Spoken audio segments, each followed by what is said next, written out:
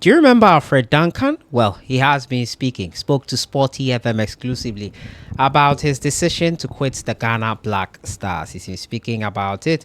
We'll hear what he had to say. According to him, it's the best decision he took for his career, and he's excited about it. He, however, left the squad back in 2021 when he felt disrespected. We'll have a listen to what he had to say in that interview he granted Sporty FM. We're also going to talk about the Champions League game that took place last night. Real Madrid versus Atletico Madrid. Under the most bizarre circumstances, Real Madrid found a way to win.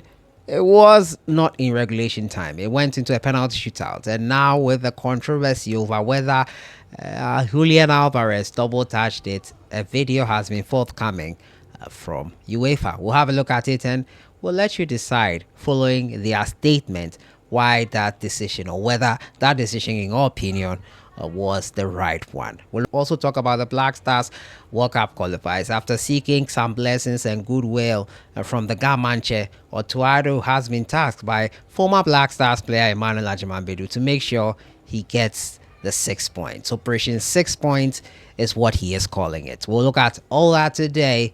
As usual, subscribe if you haven't. Click on that notification bell to get more updates. Before we jump into it, a couple of shout outs as I did from those who commented on our last video yesterday. First shout out here goes to Kofi Krobia Asante Dako. Thank you so much for your comment. Mahmoud Soraju, thank you so much for your comment. Also, Yusuf Abdullah Fatau, appreciate your comment. And Jatwa Palo, thank you so much.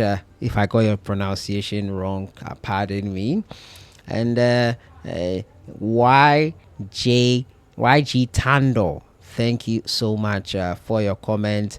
And Lion King GH, I appreciate your comment from our last video. We'll jump right into it and first start off from the camp of Alfred Duncan. Yes, Alfred Duncan has been speaking, spoke with Sporty FM today, and he has been speaking about his time with the Ghana Black Stars and why he left. According to Duncan, he wasn't getting the respect he deserved. Now, the former Black Stars midfielder revealed the reason behind the abrupt and premature end to his international career. Now, amid Duncan's consistent exclusion from the Black Star squad, his then club Fiorentina released a statement in May 2022 on his behalf, announcing his decision to retire from national team.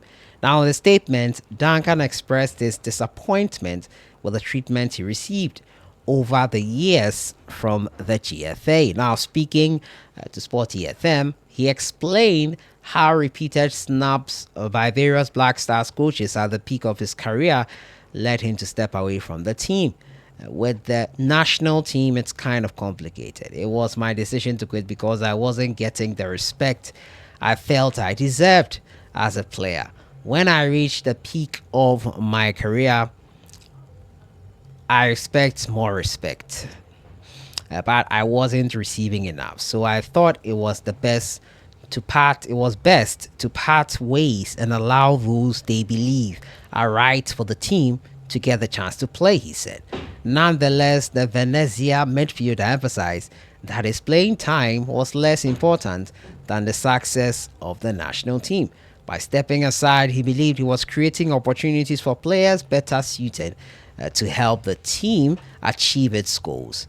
The most important thing was for the country to reach the heights it deserved, not about who had to play or who had to be on the bench. So I wasn't getting enough playing time. I thought it was best to step aside for the right players to play, he added. His last call-up came during Ghana's qualification campaign in the 2021 African Cup of Nations, where he featured in Ghana's 2-0 win over South Africa in November 2019. And he's been speaking. He says quitting the Black Stars was good for his career.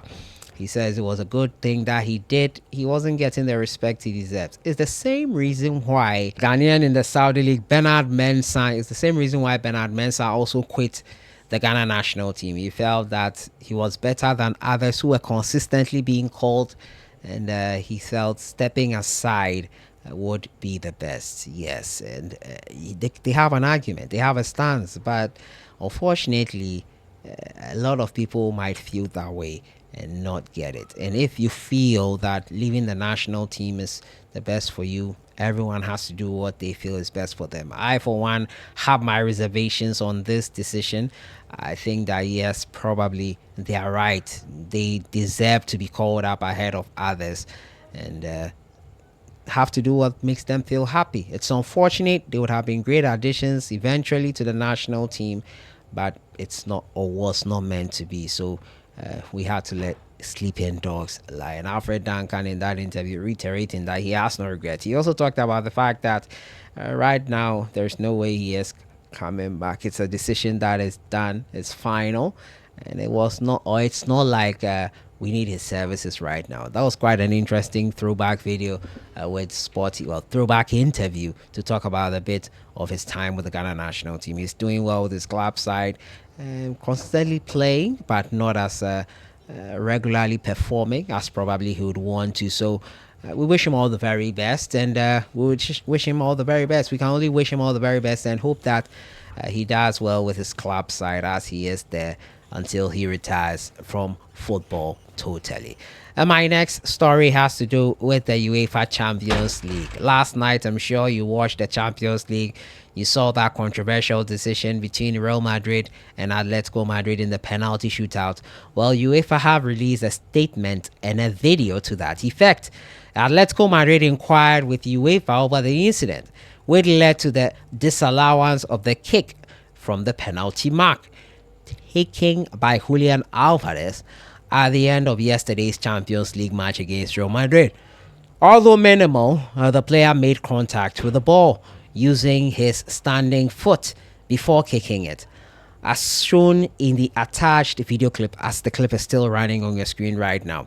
Under the current rule, laws of the game, Law 14.1, the VAR had to call the referee, signaling that the goal should be disallowed.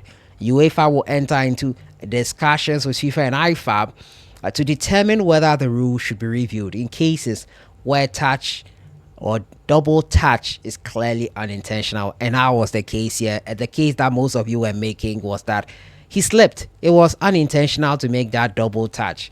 And unfortunately, the rules did not cater for whether it was intentional or not.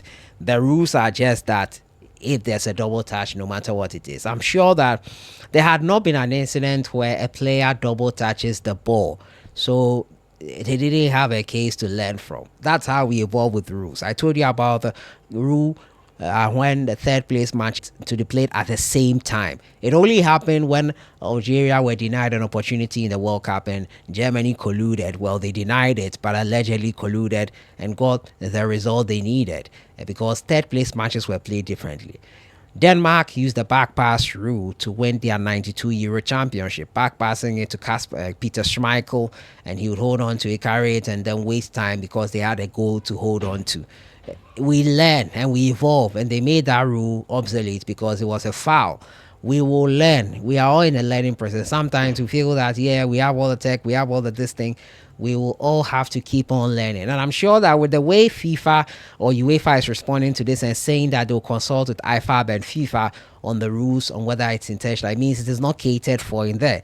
So it was a right decision. It was not intentional. And since it's not catered for in the rules, they cannot overturn what the rule book says.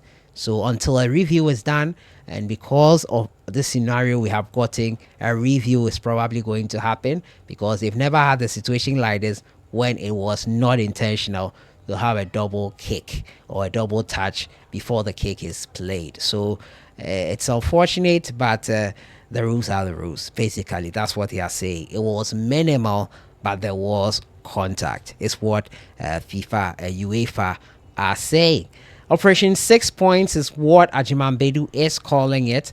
Ajimambedu is saying that Operation 6 points, Chad and Madagascar must go down, he declared in an interview. Now, according to Emmanuel Ajimambedu, if we can't beat them, then we have no business going to the World Cup. After 4 matches in the qualifiers, Ghana sits top, same points with Comoros, and I could not agree anymore with that. if we cannot beat them, we have no business being at the World Cup. And that is how I end today. We hope we can get all the 3 points between Chad and Madagascar games and make it on top in our group and qualify for the World Cup. Your thoughts in the comments box on everything. I'll see you guys in the next one. Enjoy the rest of your evening.